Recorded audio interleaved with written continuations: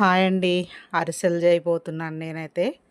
అరిసెలకు కావాల్సినవి బియ్యపిండి, బెల్లము, ఇలాచీ పౌడరు, బియ్యము నైట్ నానబెట్టుకోవాలండి. ఒక కిలోకి కిలోంపావు దాకా, కిలోన్నర దాకా నానబెట్టుకొని పట్టించుకోవాలి. కిలో బెల్లం వేసుకొని పాకం చేసుకోవాలి. అది కరిగించుకొని వడపోసుకోవాలండి. లేకపోతే చెత్త ఉండిపోతుంది బెల్లంలో.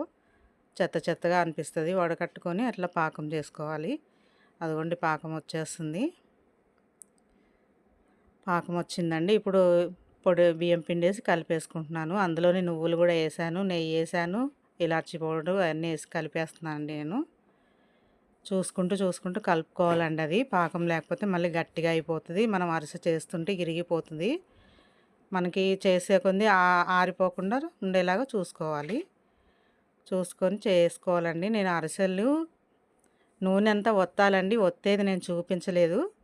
ఒత్తాలి మనం అరిసె గంటితోటన్నా ఒత్తచ్చు. లేదంటే అరిసెలు ఒత్తే పీట ఉంటుందండి, దాని మీద వేసి ఒత్తాలండి. అంతే అండి అరిసెలు.